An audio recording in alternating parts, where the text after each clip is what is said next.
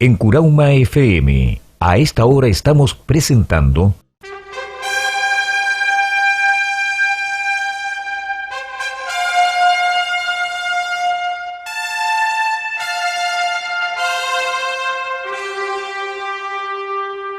temas de interés universal, ciencia, metafísica, espiritualidad y todo conocimiento que sea un aporte para el crecimiento del ser humano.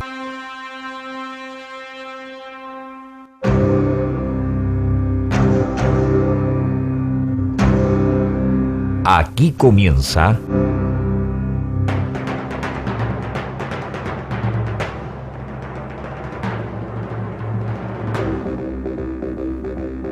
Escuchando voces, voces, voces.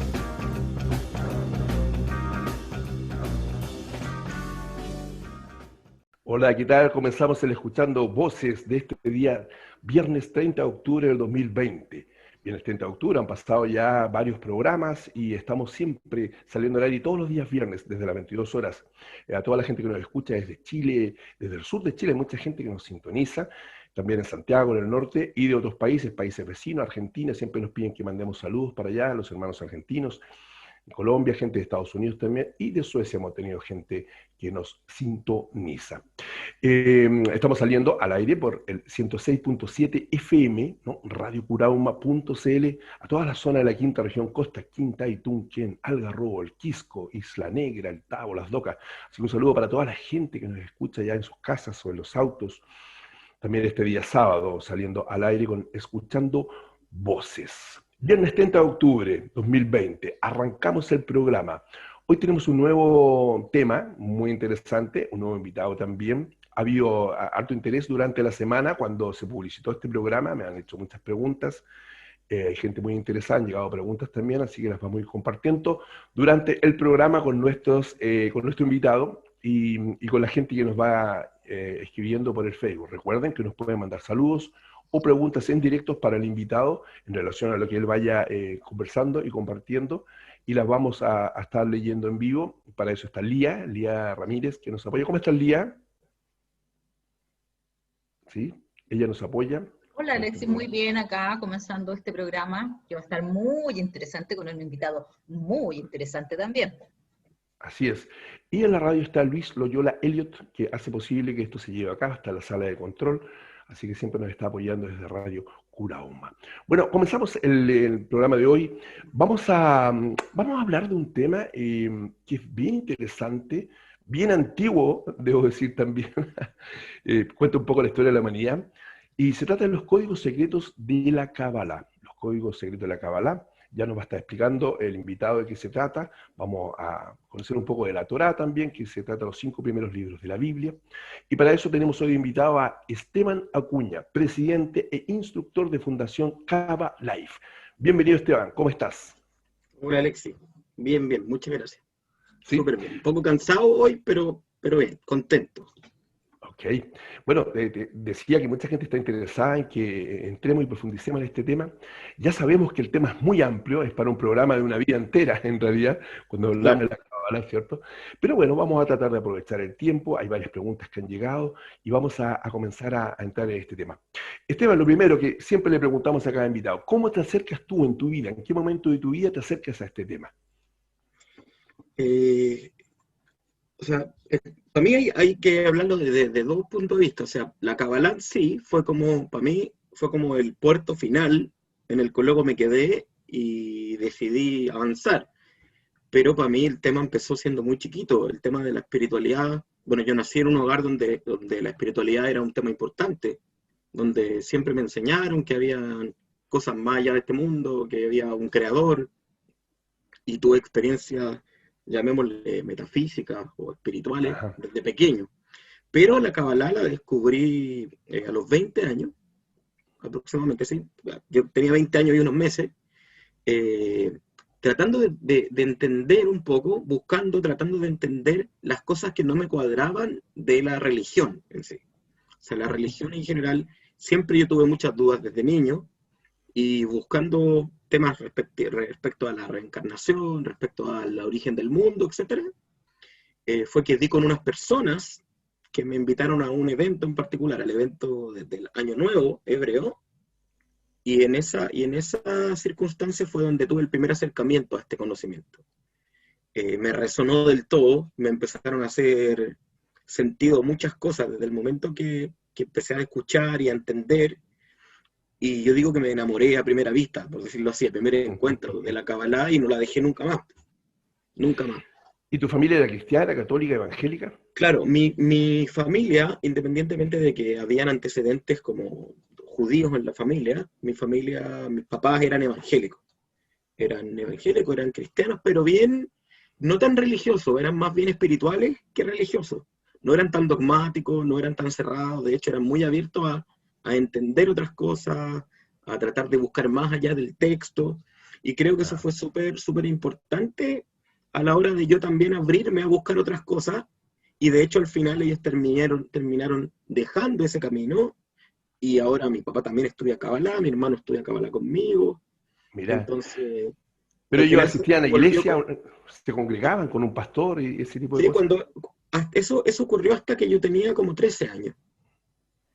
Bueno, hay un tema largo de contar, pero básicamente a mí me expulsaron de la iglesia a los 13 años por rebeldía, digamos, ¿sí? Y claro, y como consecuencia de eso mis papás también dejaron de ir, se seguían haciendo llamar cristianos después, pero ya no iban a la iglesia, pero siempre tuvieron una vida muy espiritual. Y cuando yo empecé a buscar estas cosas, y me encontré con la Torá, me encontré con la Kabbalah, etc., empecé a compartírsela. Con mi papá hubo una lucha como de un año, porque él se negaba a aceptar que las cosas no pudieran ser como él aprendió que eran. Y yo al final lo que opté, y es lo que hago con mucha gente que se cierra a escuchar, y que no, que yo le digo, mira, ahí están los textos dicen lo que yo te estoy diciendo, no pelees más conmigo, pelea con el texto. Claro. O sea, está ahí. Yo no soy el defensor de esta sabiduría, no, el conocimiento universal no necesita defensores. ¿Sí? O sea, yo lo enseño, lo comparto, pero se defiende solo, se sostiene por sí mismo. Esteban, bueno, entonces venía ya con una conexión hacia la espiritualidad, ¿no? Claro. Y te sales de la iglesia, eras chiquito, entrando a la adolescencia, ¿no? Claro. A veces hay mucha resistencia en los sistemas de creencia evangélico o católico cuando hay algo que ellos entienden como alternativo o fuera un poco del dogma. Claro. Para entrar en materia, ¿qué es la Kabbalah? Para que la gente empiece a entender este concepto que es muy amplio. Muy amplio, sí. La Kabbalah va a ser, o puede ser definida de distintas maneras, dependiendo de quién la defina. O sea, dependiendo de quién. Y de la experiencia que el que te lo defina haya tenido con la Kabbalah. A mí me gusta asociarla a 2 o 3 conceptos. Por un lado, la Kabbalah es un conocimiento, ¿sí? O una sabiduría. Uh-huh. Muy antigua. Nosotros defendemos que es la más antigua de la humanidad. Eso es lo que nosotros defendemos. Y es una sabiduría, ¿cierto?, que es la herencia natural del ser humano, con la que vinimos a este mundo, y que está entre nosotros, o sea, fue revelada a la humanidad hace miles de años, y que se ha ido transmitiendo oralmente, primero, y luego por escrito, para que, bueno, eventualmente toda la humanidad tenga acceso a este conocimiento. Por un lado, lo podemos definir así, como la sabiduría. Por otro lado, me gusta definirla como una ciencia. ¿En qué sentido como una ciencia? No necesariamente como la ciencia empírica, puede que sí en algunos aspectos, sino más bien como un camino para entender cómo funciona el universo. En ese sentido lo describiría como una ciencia, ¿sí? Más cercana quizá a la epistemología que a otra área de la ciencia, pero asociado como al entender el funcionamiento del mundo, que también la Kabbalah nos presenta mucho de cómo funciona, de las leyes que rigen este sistema. De hecho, hay un rabino, el Rav Daniel Ginerman, que a la Kabbalah la mencionaba como cosmobiología. ¿Cosmobiología? Claro, como cómo vive el cosmos. Y a mí me gusta la Kabbalah en lo personal, verla como un camino. O sea, para mí la Kabbalah es un camino. ¿Sí? Es un camino que tiene un inicio con el primer ser humano en este mundo, y que su fin es la restauración de toda la humanidad en una unidad perfecta con la fuente. Llámale Dios, llámale el creador, el universo, nosotros le llamamos la nada infinita, a la fuente de todo. Entiendo. Eh, ¿Y se estima de dónde viene entonces la Kabbalah? o sea, la Dónde, digamos, Kabbalah, fluye? o sea, si lo buscamos históricamente, así como decir ya, el primer cabalista, podríamos decir que hay dos primeros cabalistas, para entenderlo. Puede sonar una contradicción, o sea, ¿cómo van a haber dos primeros? ¿Mm? Claro. Pero en la Kabbalah suele ocurrir mucho eso, de que, por ejemplo, cuando vemos el árbol de la vida, eh, está compuesto de 10 partes, que son 11, pero que son 10. Y puede sonar una paradoja. Obviamente hay que estudiar mucho para entenderlo, o que hay 5 mundos, pero en verdad son 4.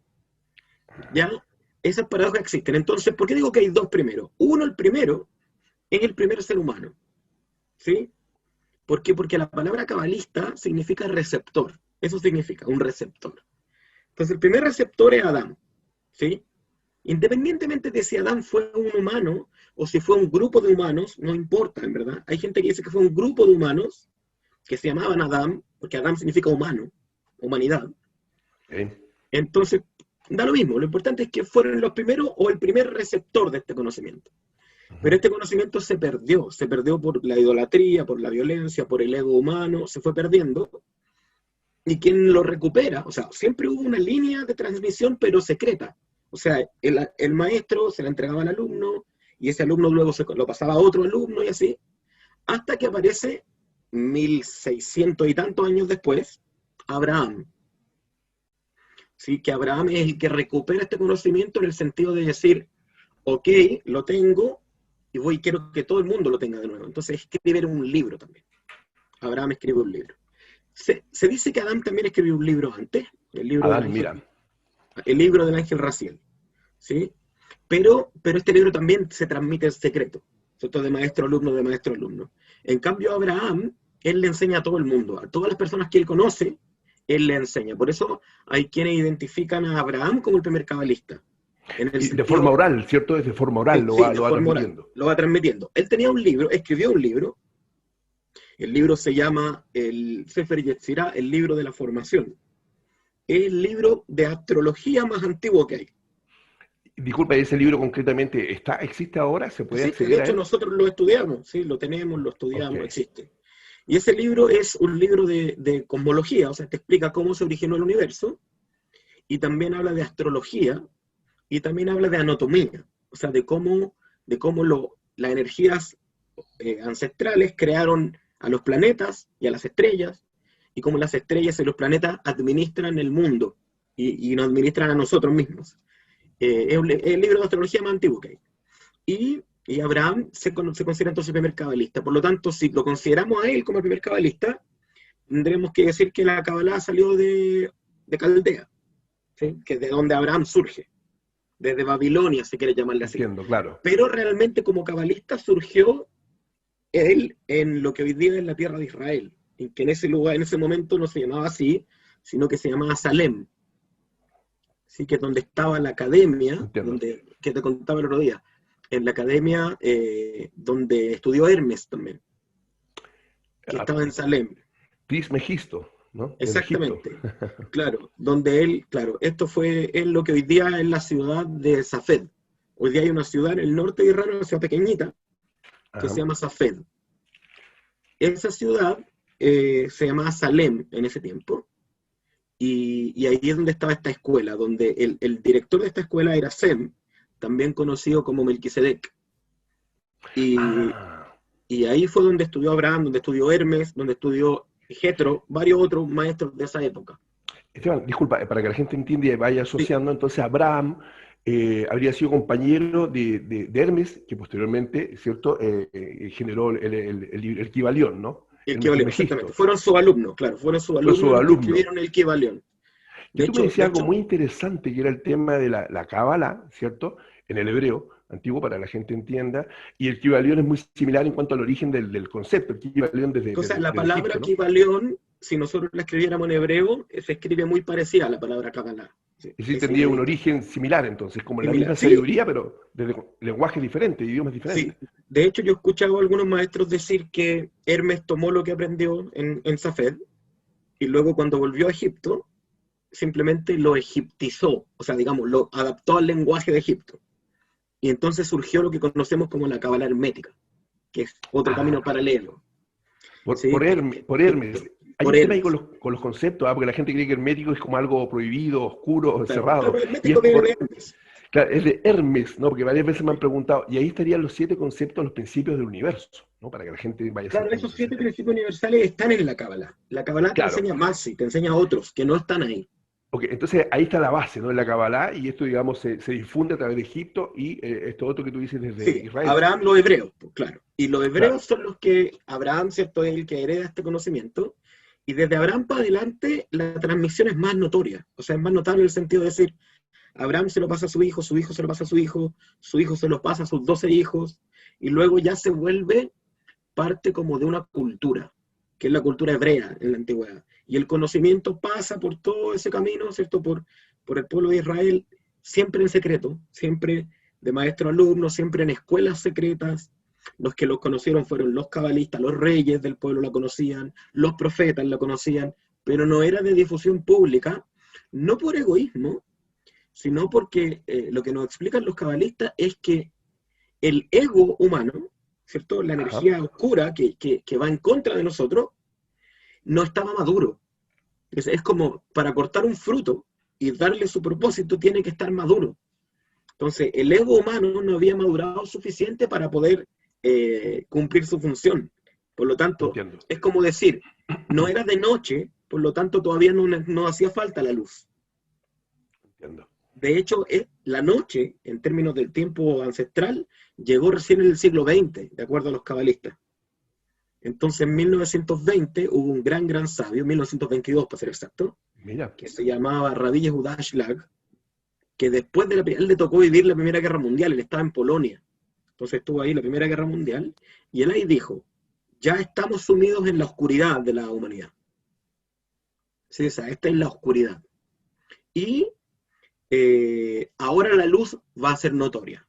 Entonces ahí fue cuando él empezó a abrir este conocimiento y a decir, los sabios de antaño ya dijeron que esto era para todos, y entonces empezaron a traducir los textos, primero del arameo al hebreo, porque el Zohar estaba en arameo, y luego empezaron a traducirlo a otros idiomas, hasta que ya posteriormente se tradujo al inglés, al alemán. Hoy día el Zohar está en todos los idiomas que tú quieras imaginarte, y ya hay lugares donde aprender Kabbalah de manera pública. Como antiguamente, ¿no? Que se hacía, digamos, en voz alta, en forma, así como cuando uno dicta un curso. Esteban, Claro. entonces tendría un origen divino, ¿no? Vendría desde la divinidad todos estos códigos. Claro, si le quieres llamar así. O sea, nosotros no Para que lo ocupamos esos entienda la gente, términos. ¿cierto? Claro, nosotros no ocupamos esos términos, pero sí, digamos que viene de una fuente metafísica o sobrenatural. Claro. ¿Sí? De una dimensión suprema, superior, que en hebreos esa dimensión se llama Binah. ¿Sí? Ajá. Y esa dimensión podríamos llamarle, por decirlo de alguna manera, como el mundo cósmico, o si quiere llamarle el mundo de la luz, o la mente de Dios, como le quisiera Claro. llamar. Esteban, estamos escuchando Voces, ¿sabes? El programa los días viernes conversando con Esteban Acuña, porque veo que se está integrando gente a la sintonía por radiocurauma.cl, hablando de los códigos secretos de la Kabbalah. Esteban, está muy interesante esto. Dime una cosa, entiendo que Jesús también accedió a estos conocimientos, ¿no? ¿Si nos puedes contar Sí. algo de eso? Sí, o sea, es que hay que entenderlo podríamos entenderlo por defecto, o sea, simplemente mirando a Jesús, sabríamos. O sea, si alguien sabe Kabbalah y luego mira el discurso de Jesús, hay cosas que dice Jesús y cosas que hace Jesús que solo lo hubiera hecho un cabalista. ¿Sí? Por ejemplo. Por ejemplo, hay una situación en la que hay un ciego, ¿sí? Entonces Jesús le escupen los ojos. Y los ojos se le abren. Y le escupen los ojos. O sea, ni siquiera es como que le ponga las manos, le escupe, así, desde la cara. Y hay otra situación similar con otro ciego, que se llama Bartalmai, el ciego Bartimeo, donde él escupe en el suelo, hace barro con el polvo, y le echa barro en los ojos. Y luego lo manda a lavarse a un canal, a una fuente, y ve, y el ciego ve. Entonces había un texto antiguo, anterior a Jesús, donde decía que cuando aparezca un hombre que sea capaz de hacer barro, que le dé vista a los ciegos, él es como un guía que hay que seguir. Y ahí Jesús cumpliría un poco esta idea que se planteó antes, ¿no? Él O hace sea, claro, o sea, eso no es necesariamente un requisito mesiánico, pero sí se entendería que él conocía el camino, como todos los cabalistas que lo conocieron antes y después de él. De hecho, hay un maestro estadounidense que se dedica mucho a ver el tema de Jesús asociado a la Kabbalah, que se llama Billy Phillips. Y él te da así como dato por dato cómo cosas de las que dijo Jesús y hizo están en los textos cabalísticos previos, ¿sí? Los textos anteriores, y básicamente Jesús no está enseñando nada nuevo, simplemente está citando lo que él aprendió. eso, es interesante compartirlo porque se sabe desde la Kabbalah que Jesús tuvo una formación también cuando era niño, ¿no? Lo Claro, explicaba en otro claro, momento. y no solo desde la Kabbalah, hay fuentes antiguas en arameo, por ejemplo, algunos evangelios, que no son los evangelios que están en la Biblia, ¿cierto? Los 4 evangelios sinópticos, sino que son otros evangelios, como el de Felipe, como el de Tomás, como el de José, donde se cuenta con quién estudió Jesús, que fue con Rab Gamaliel, y luego grande, que estudió con Rabbi Shimon, porque si uno conociera y entendiera la cultura de Israel de ese tiempo, sabría de inmediato que no cualquiera era capaz de pararse en la calle y debatir frente a frente con otro fariseo. ¿Y por qué digo otro fariseo? Porque los fariseos eran como una casta de mucho intelecto, muy intelectual. Entonces, un fariseo no iba a discutir con cualquier pelagato de por ahí, solo iba a discutir con otro fariseo. Entonces, porque el debate era la forma de estudio, así se estudiaba, debatiendo. Entonces, nosotros vemos el relato de Jesús donde, ¿cierto?, lo encaran y él responde, y le hacen preguntas, y él responde de vuelta, y él hace otra pregunta. Y eso no es algo que le pasó a él nomás. Claro. Eso era lo común. O sea, tú te encontrabas con eso en Israel todo el tiempo en la calle, porque fue un pueblo que se dedicó a eso, al aprendizaje de la Torá. Entonces el debate era común entre los intelectuales, digámoslo así, de la época, los que habían accedido al conocimiento. Los rabinos, los rabinos, claro. Sí, porque la gente confunde a veces. Sí. Y de hecho Jesús es llamado rabino. Si uno ve los textos, cualquier Biblia católica, incluso, uno busca y ve que le llaman rabí. El rabí, sí. Y rabí significa mi rabino. Significa que el que le llamó rabí era alumno de él. Y le dice, rabí, explícanos tal cosa. Y él le explica. Y eso era común. Era común en ese tiempo. Mencionar, Esteban, también que, bueno, conversábamos antes con Esteban, que Jesús hablaba 3 idiomas dentro de este conocimiento para que la gente lo entienda, ¿no? Hebreo, al menos 3 idiomas, claro. Arameo y latín, ¿no? Me decías tú el hebreo porque era lo que se hablaba en las sinagogas. En el templo, el arameo, claro. el lenguaje, digamos, popular de la calle, ¿no? Y el latín, claro, cómo se comunicaba con los romanos. Claro, con los romanos. De hecho, vemos que habla fluidamente con los romanos. Claro, o sea, había toda una formación y mucha educación también detrás. En todos los seres como... Es que, claro, no era cualquier tipo así que apareció por ahí. Sí era hijo de un carpintero o de un artesano, pero no por eso era un indocto. Entiendo. ¿Sí? O sea, eso es súper importante. De hecho, hay un dato súper freak que a mucha gente le molesta, sobre todo la gente que defiende la iglesia. ¿Cómo se llama? Le molesta que cuando uno dice que Jesús estaba casado. Ajá. ¿Sí? O sea, hay varias razones para pensar que Jesús está casado, pero la más pesada de todas es que era rabí. Y en ese tiempo no se podía hacer un rab, porque un rab era el guía de Israel, ¿cierto?, del pueblo, sin tener tu propia familia primero. Entiendo. O sea, tú tenías que tener tu familia, estar casado, y luego podías ser un guía de los demás. Entonces, desde esa lógica, habría estado casado él. Totalmente. De hecho, fíjate que el primer milagro de Jesús es en una boda, ¿cierto? ¿Cuál es ese milagro? Que cuando convierte el agua en vino. Ok. O sea, todo esto considerando que el relato fuese verdadero, ¿cierto? Entonces Jesús dice que estaban en una boda, ¿cierto? La boda de Caná. ¿Sí? La boda de Caná, perdón. Y en esta boda, nunca se nos dice que él se casa.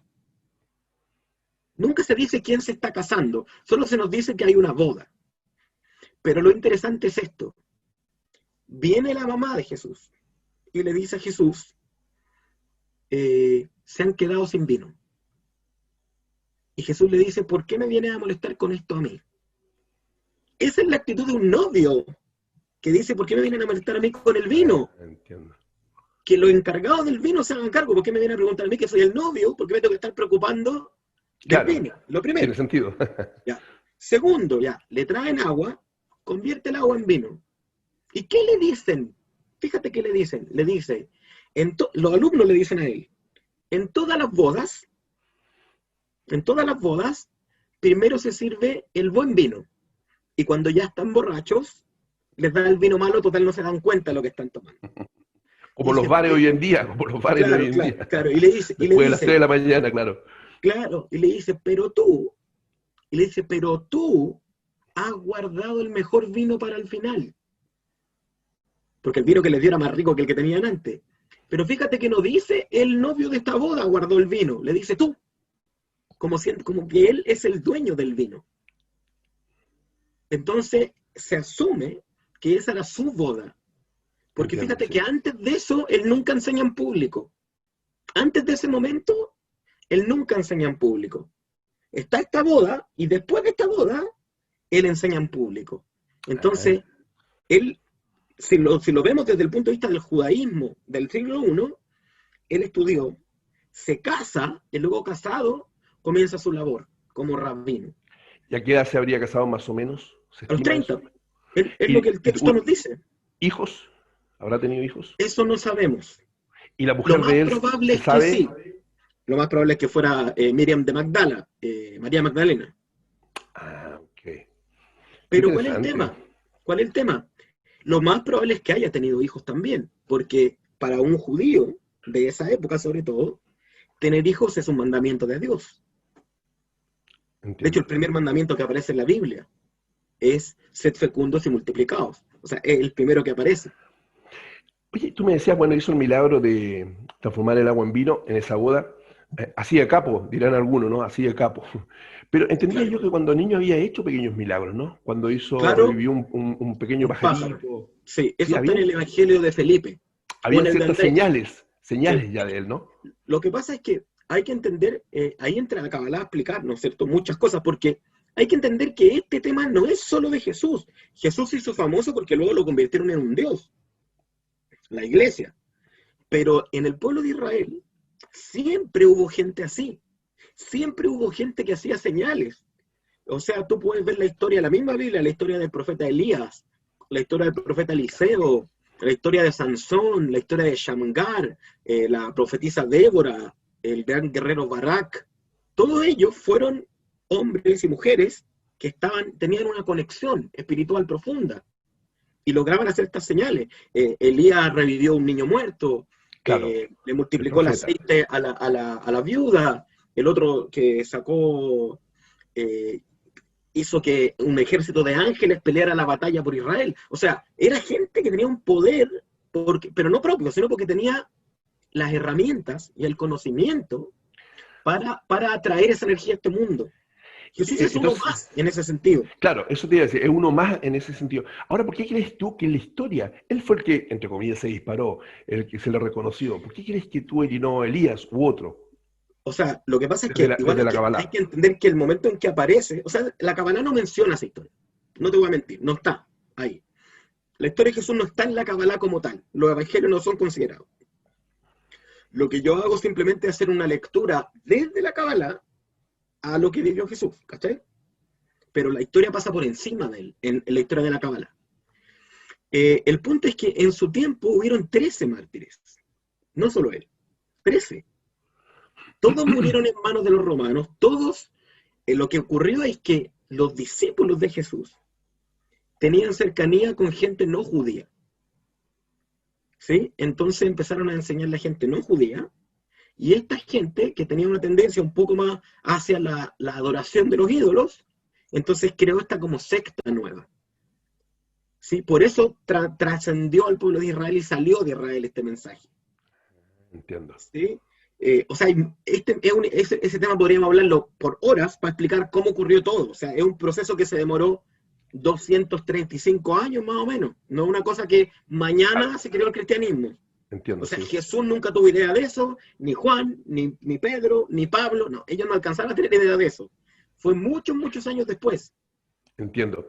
Cuando tú dices los discípulos te refieres a ellos, ¿no? A Juan, o sea, a Pablo, a todo ello, a Judas, ¿no? O A sea, todos por los que ejemplo, estaban con él. Pablo no fue alumno directo, se supone. Se supone que a Pablo se le apareció después, se supone. O sea, para mí, el relato de Pablo es mucho menos confiable aún. Se me pregunta a mí. O sea, siendo súper honesto, yo por eso te dije al principio, si consideráramos que el texto es verdadero, eso es lo que podemos interpretar. Ahora, ¿será verdadero? Eso ya es otra discusión. Y algo que me han preguntado en otras ocasiones, ¿Sí? ¿Judas habría sido un acuerdo? Lo que pasó finalmente y lo que cuenta la historia, lo que Yo ahí popularmente te puedo conocemos. dar mi opinión nomás. Te estás Mi riendo, opinión. Esteban. Tienes un secreto, cuéntalo. O sea, yo te puedo dar mi opinión. Mi Dale. opinión. Hace poco hablando con una amiga, estábamos hablando de esto porque desde la Kabbalah y una visión cabalística del Nuevo Testamento, ¿sí? Yo no siendo cristiano, te lo aclaro. Yo te lo dije a ti el otro día, yo no creo que Jesús sea el Mesías, para nada. ¿Sí? Creo que fue uno más de los grandes sabios, ¿sí? de su época. Creo que Judas y Juan, desde mi opinión, esto no hay ningún otro texto que me avale, estoy diciendo mi perspectiva. Esteban Acuña nos dice. Sí. Creo que Judas y Juan son los únicos que entendieron a Jesús. ¿Cómo así? Porque Judas es el que entiende que Jesús tiene que morir. Y fíjate que cuando Jesús, según el relato, dice que va a morir, Pedro le dice que no. Pedro le dice, no, ¿cómo te va a pasar eso? Juan guardó silencio. Y Judas es el que lo entrega. Ahora, hay toda una historia detrás que sería muy larga de explicar acá, Sí. que nos explicaría cuál sería la idea política, incluso necesaria, de que él se martirice en Jerusalén. ¿Cuál sería la idea? Brevemente, porque me lo van a preguntar si no te lo pregunto, cortito. O sea, cuando se Eso crea está. toda esta revuelta en Jerusalén, su maestro, el maestro de Jesús, que es Rabí Simón Bar Yochai, el autor del Zohar, aprovecha esta revuelta para escapar de Jerusalén, porque sobre él había una persecución, había una pena de muerte sobre él. Entonces, como que Jesús funciona un poco, y esto lo explica Billy Phillips, Jesús funciona un poco de chivo expiatorio. Se lleva toda la atención, mientras su maestro y todos sus alumnos se van de Jerusalén y se van a Galilea, donde posteriormente escriben el Zohar. Entonces, desde esta visión, él sería uno más que cumple una labor importante, pero no es ni el Hijo de Dios, ni el Cristo, ni nada. Un gran sabio. Y es que, no es lo que piensan los hermanos cristianos, no los católicos en general, ¿no? y yo respeto lo que ellos creen, por supuesto. Yo digo, desde mi visión, es así. Desde mi visión, incluso desde la perspectiva de lo que la Kabbalah nos dice que es el Mesías. Porque la Kabbalah nos dice que el Mesías no es un hombre, sino que el Mesías es todos los hombres podemos ser el Mesías. Es un estado de conciencia. Entiendo. ¿No sientes tú que a lo mejor es una metáfora y el Mesías hacia Jesús? ¿Es una forma de decir que representa de alguna forma Puede este día ser. que dices, un estado de conciencia mayor? ¿Puede ser? Puede ser, por supuesto, como lo fue Moisés, Claro, como lo fue el rey claro. David. De hecho, ellos también se han llamado Mesías en la historia, porque son Ok. ungidos. Mesías significa ungido. Pero entiendo que Jesús nunca se hizo llamar a sí mismo el Mesías, ¿no? Nunca jamás.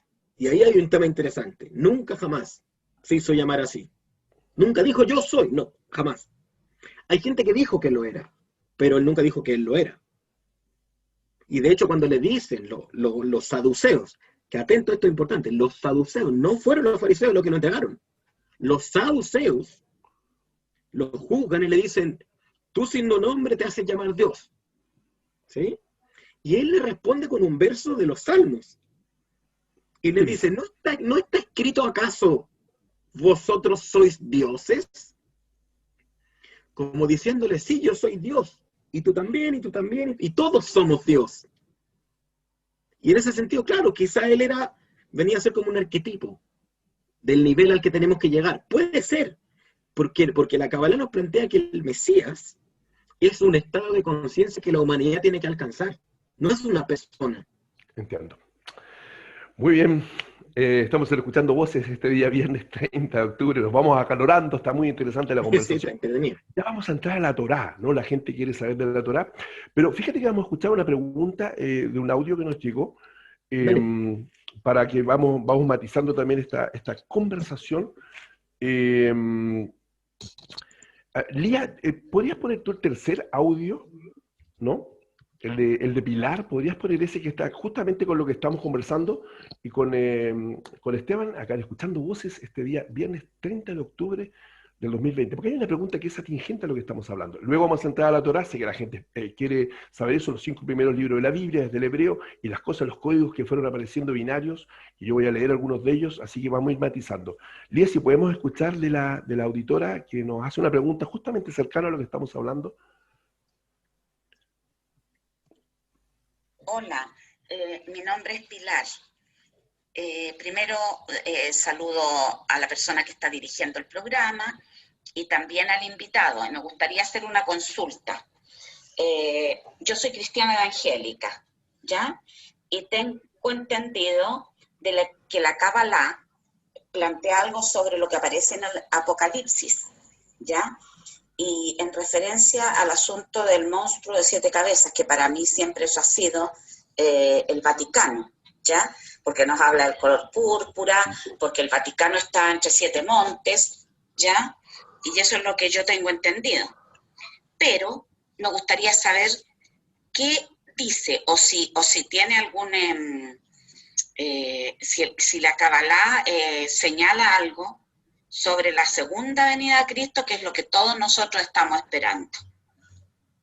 Muchas gracias y espero su respuesta. Clarita la pregunta, monstruo 7 cabezas, segunda venida. ¿Qué nos dice? ¿Qué nos puedes compartir? Te ríes, Esteban, te gusta el tema de Esteban, ¿eh? Lo que pasa es que, lo primero que tengo que aclarar algo. Yo no soy una voz del cristianismo, ¿sí? Yo no puedo hablar el nombre del cristianismo. Sí. Y yo no creo, en lo personal, en la inspiración divina del Nuevo Testamento. ¿Ya? O sea, tengo que aclarar eso. Yo no creo que el Nuevo Testamento sea un libro inspirado directamente de la divinidad. Okay. Cosa diferente que sí creo de la Torá. Ajá. Ya. Ahora, es como un ruido. Como un sonido como de plástico. Algo, los evangélicos, los católicos no están. Los están sobre. Bueno, entonces, si yo no me considero un intérprete válido del Nuevo Testamento por lo mismo. O sea, no me voy a venir como se dice, a mandarme las partes. Sí creo también que Juan, como te mencionaba antes, sí creo que Juan pudo ser un cabalista por la forma en que él escribe. Ajá. Porque él escribe de una forma simbólica muy críptica, ¿sí? Ocupa símbolos como bestia, como los montes, como las lámparas, como las luces, pero si nosotros consideráramos el Nuevo Testamento como parte de la Biblia, entonces tendría que por fuerza mirarlo igual como miro la Biblia. ¿Sí? ¿Y cómo miro la Biblia yo? Como un libro simbólico, no como un libro literal. Entiendo, claro. De hecho, una vez escuché a un comediante, imagínate, español, decir algo muy interesante. Dijo, la Biblia es un libro literario, no literal. Okay. ¿Sí? O sea, así es como él lo plantea. Entonces, usando esa mirada simbólica, hay que entender que nada de lo que está escrito ahí es literal. Sí, se entiende. Ahora, si nosotros nos vamos a una interpretación histórica, todo lo que está en Apocalipsis ya ocurrió. O todo este tema de la bestia que se levanta y que conquista y que mata a los seguidores de Jesús, ocurrió durante la invasión de Roma a Israel en el año 70. En ese tiempo, ok. Pero, o sea, probablemente era Roma, pero Roma de entonces. Y probablemente esta bestia es el ejército de Roma, que en ese tiempo era el ejército más terrible de la humanidad. Entiendo. Entonces, históricamente, ahora simbólicamente, como digo, no me considero un interpretador cristiano, por lo tanto no podría hablar en nombre del cristianismo. Respecto a esta cosa de la segunda venida de Cristo, sé lo que los cristianos creen porque me crié ahí, pero yo no creo que sea así. Yo creo que hay un inicio pronto de la era mesiánica, pero tiene que ver con la entrada de la era de Acuario y con el inicio de la era de la iluminación de la humanidad. Eso es lo que llamamos la era mesiánica, ¿sí? Pero no esta cosa que venga un tipo del cielo. No, yo no creo nada de eso. Creo que todo eso es simbólico. ¿Y esta era cuándo empieza o cuándo empezó? Está por empezar. Dame un número, dame un año, dame una idea. No, lo que ocurre es que hay que para poder entender eso hay que meterse en otros temas un poco más complejos. Pero lo que tenemos que sí entender es que las eras duran cientos o miles de años. No es como decir, entonces, no hay como decirte, en este momento, en este día exacto empezó. Sí, porque las eras son así, esto es paulatino. Se va desenvolviendo la historia, por decirlo así. Ahora, de acuerdo a la gran mayoría de los intérpretes, ¿cierto?, de los cabalistas actuales, nos dicen que estamos en lo que se podría llamar, se me olvidó el nombre, en hebreo se me olvidó el nombre, pero es como lo que se llama como los talones del Mesías, que es como recién entrando a la preparación de esta era. Y por eso que también hace más o menos 20 años, ¿cierto?, que las religiones empezaron a perder mucho poder. Sí.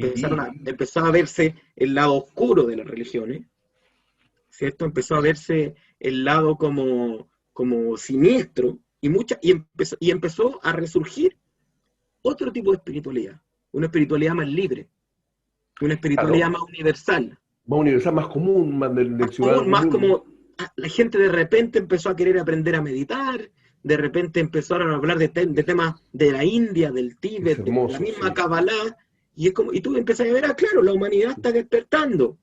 De hecho, ahora mismo estamos hablando de esto, me entiendo, en un programa de radio. Claro, en la radio, claro. Y hoy día tú puedes ir a una librería común y corriente y te encontrás con libros de todas las corrientes espirituales, y cada vez la sabiduría universal gana espacio y la religión lo pierde. Claro. Bueno, basta saber todo lo que ha pasado en la Iglesia Católica, con los líderes, con los curas, todo lo que se ha ido sabiendo claro, en el tiempo. Y en general en las religiones, no solo en la Iglesia Católica. Es como una cosa muy larga. La gente, hace un tiempo fui a una misa que me invitaron por una celebración de un bautizo, y el cura dijo, ahora no viene nadie, esto está vacío.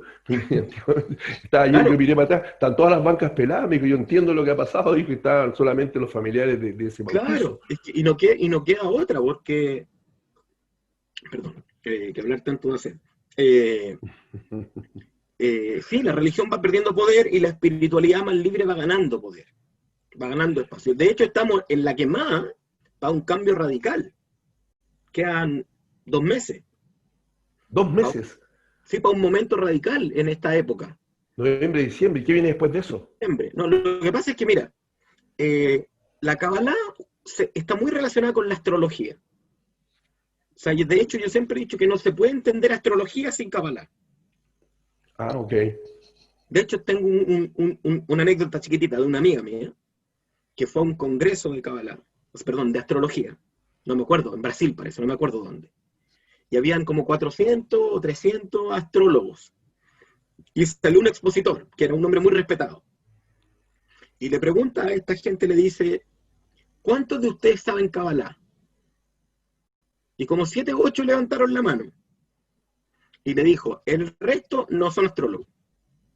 Ah, claro. Como diciendo, si no saben Kabbalah, no pueden ser astrólogos. Porque el libro más antiguo de astrología que hay es un libro de Kabbalah. Ahora, hay que entender también, Esteban, en favor de la gente que está en hebreo, el original, que lo hemos hablado ya. No, pero claro. Ahora, y es simbólico y es una frecuencia de sonido, ¿no? Claro que sí. Mira, déjame contarte lo de esta fecha de diciembre, que igual es importante, Sí. y para que se entienda. O sea, los astros, ¿cierto?, se mueven y van influyendo en nuestro mundo, en distintos tipos de energía, también son frecuencias de energía, ¿cierto? Ujú. Y resulta que el día 21 de diciembre, que es el 6 de Capricornio, ¿Ya? de acuerdo al calendario hebreo, el día 6 del mes de Capricornio, ¿Ya? hay una conjunción especial que se da cada 20 años, pero esta vez se va a dar en un punto distinto. Antes se dio en Libra, antes se dio en Aries, antes se dio en Tauro, pero ahora se va a dar en el grado 0 de Acuario. Ajá. Esta conjunción es Júpiter y Saturno, ¿cierto? Haciendo esta conjunción en el grado 0 de Acuario. ¿Qué indica esto? Indica un cambio radical de energía hacia una energía más sutil, más consciente, más abstracta, menos competitiva y más colaborativa, y que va a durar rigiendo nuestro mundo, ¿cierto? Este impulso, 20 años. O sea, por eso nosotros decimos que esta es la época para determinar qué es lo que tú quieres hacer los próximos 20 años. De hecho, les voy a dejar la invitación hecha en nuestro canal de YouTube, en el canal de Kabalife de YouTube. Hay una charla que se llama Panorama Futuro. Es gratuita, está abierta al público. Panorama Futuro. Y en esa charla yo explico todo en detalle esto. Esto que te estoy explicando aquí, lo explico en detalle. Esteban, estamos escuchando voces el día 30 de octubre hablando de esto.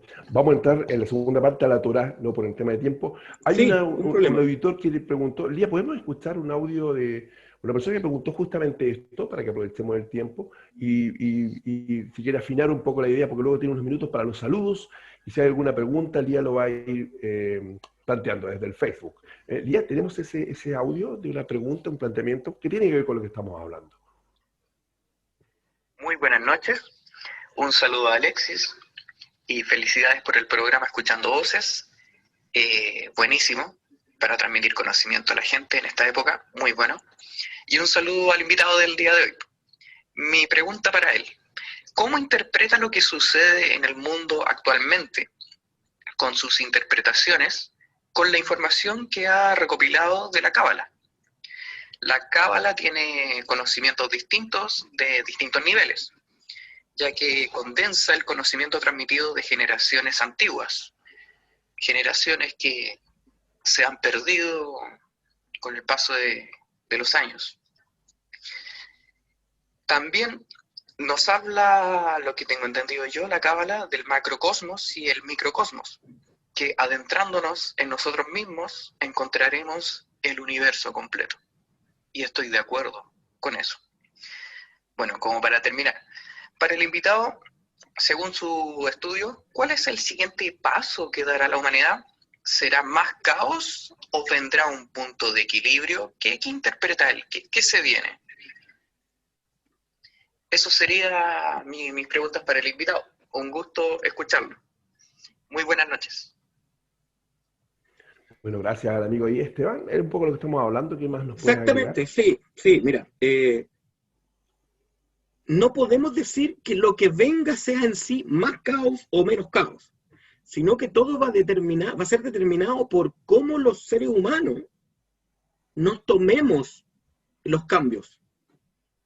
O sea, como te explicaba, viene ahora ¿cierto? Una época, va a haber un cambio radical. Júpiter y Saturno se encuentran en la casa 0, en el grado 0 de Acuario, que indica un gran cambio cósmico que nos impulsa a una visión más espiritual, más consciente, más abstracta, menos competitiva, más colaborativa, también de reconocer los méritos ajenos, también de reconocer el valor de cada persona.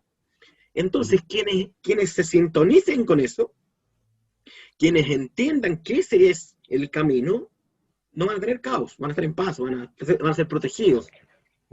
Porque vamos a estar en sintonía con el universo, con la naturaleza.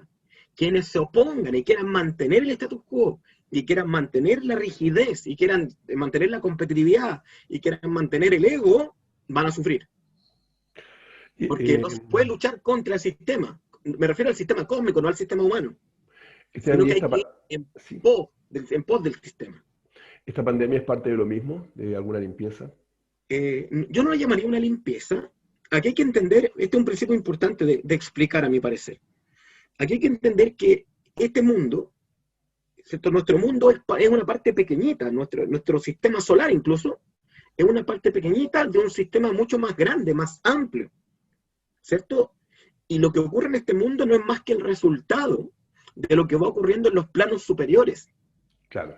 Entonces, la conciencia colectiva de la humanidad, ¿cierto? Que hoy día es de egoísmo, porque la mayoría de la humanidad está en una frecuencia de egoísmo.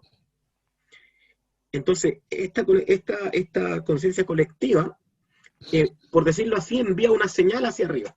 Es como una causa, ¿cierto? Una primera acción. El sistema interpreta esta energía, esta conciencia colectiva que hoy día es de ego, sí, y entonces envía de vuelta un efecto, un resultado. Y ese resultado lo que viene es a tratar de ayudarnos a que podamos ir por el camino que la humanidad tiene que ir, que es el camino de la evolución.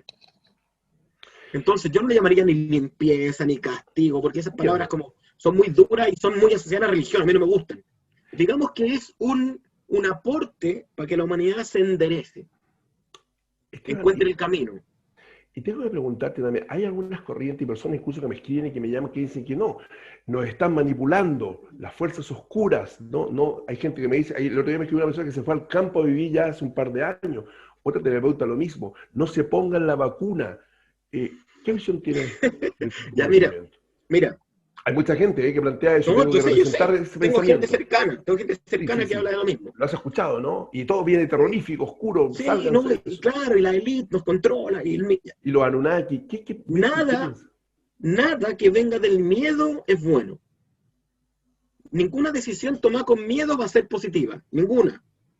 De acuerdo a la Kabbalah, el universo se sostiene en dos pilares. El amor, ¿cierto? Y el rigor. El amor y el rigor no pueden convivir, se equilibran, se balancean. El miedo está asociado al rigor, es opuesto al amor.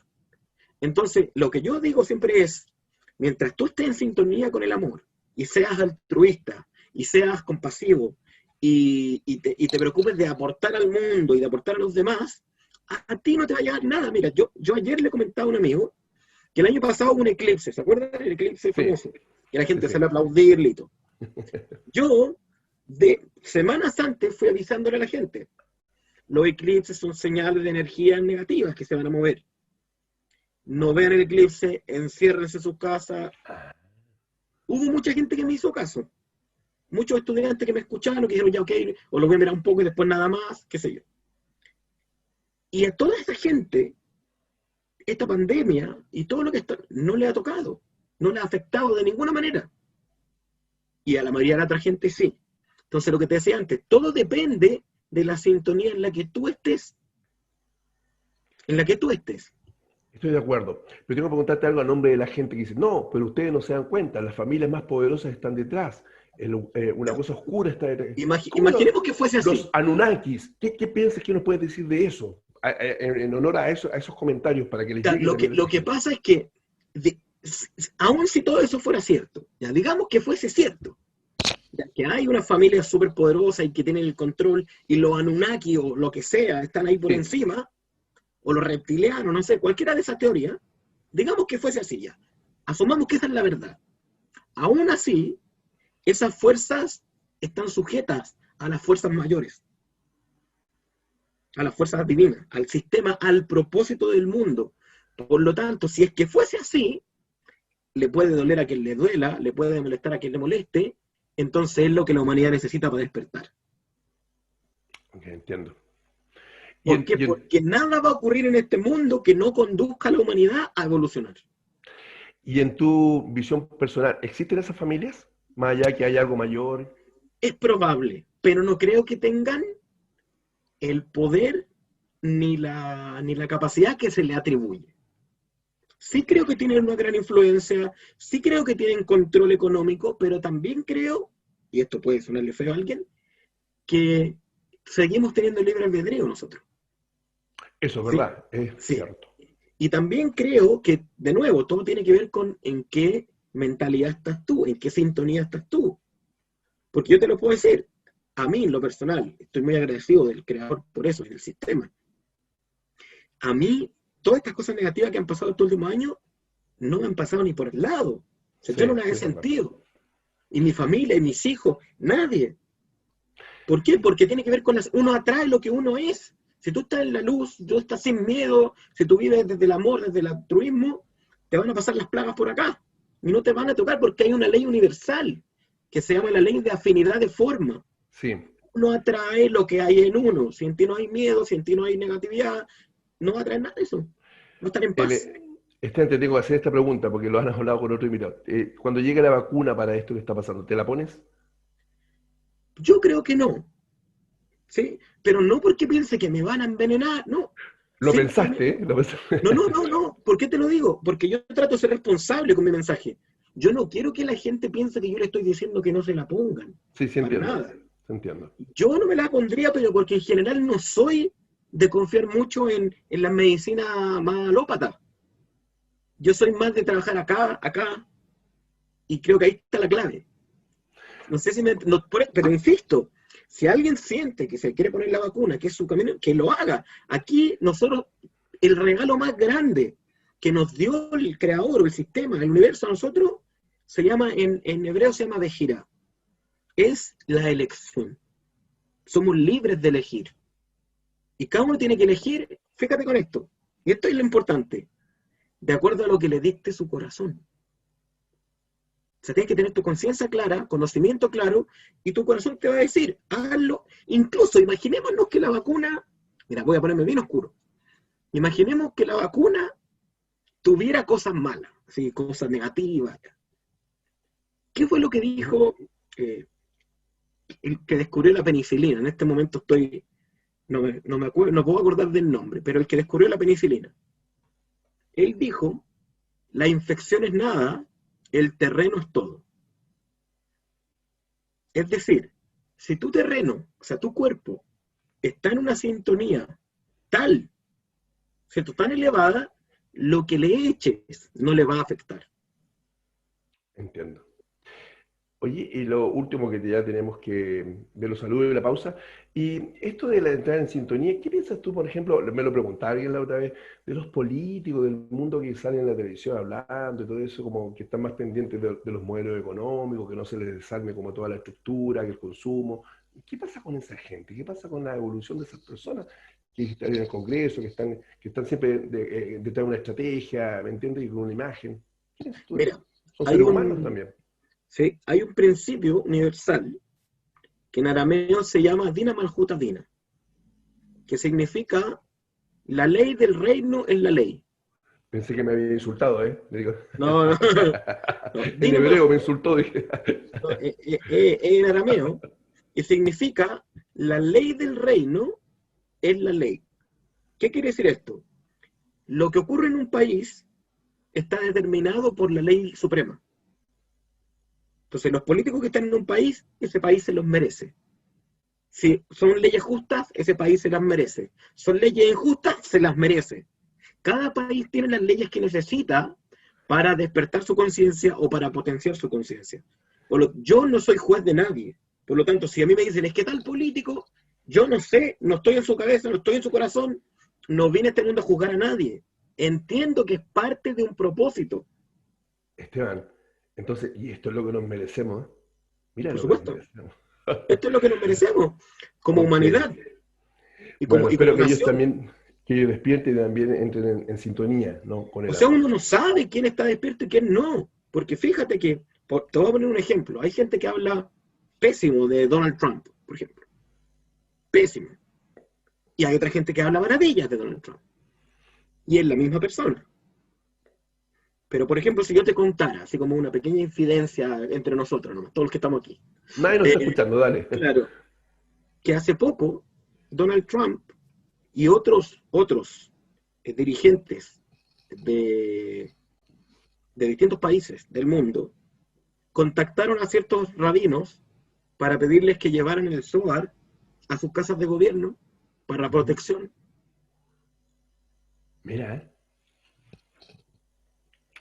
Ok, con eso lo dijo todo. Estamos escuchando voces amigos, con Esteban Acuña. Este programa va a durar 12 horas porque es mucho de conversar. Lía, vamos a ir a los saludos para ir a la pausa, porque recuerden que estamos en un programa de radio también, hay ciertas estructuras que tenemos que cumplir. Lía, ¿hay saludos de los auditores o alguna pregunta que quieran antes de ir a la pausa? Sí, por supuesto, Alexis.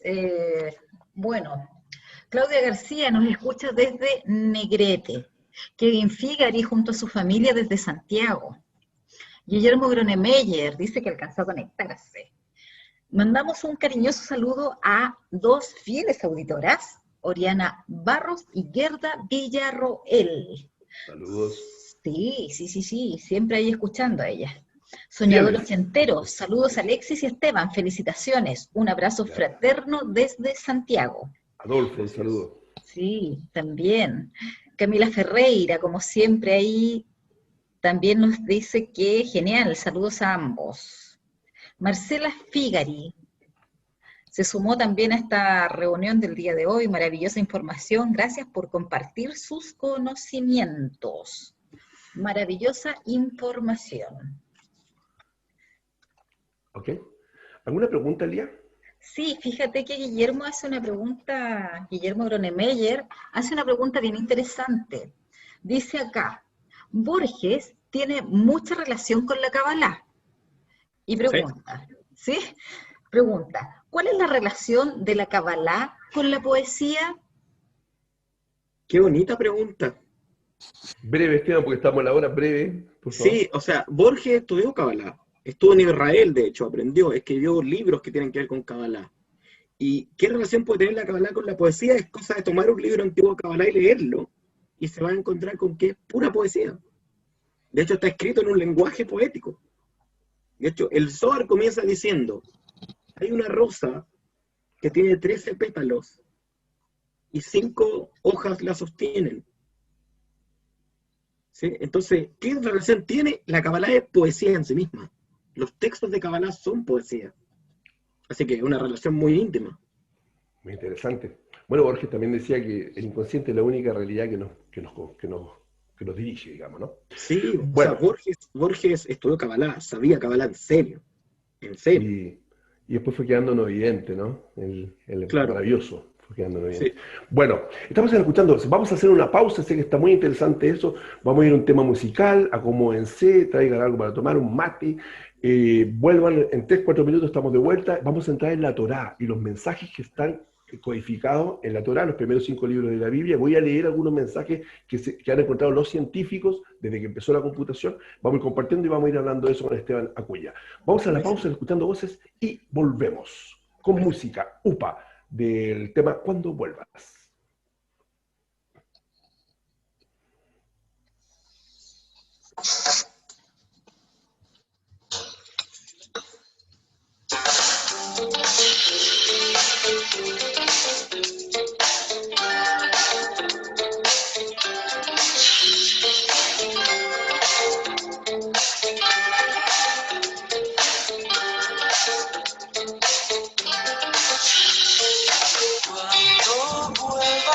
Quiero verte a solas y contarte todas estas cosas, ayudarte a sacarte la ropa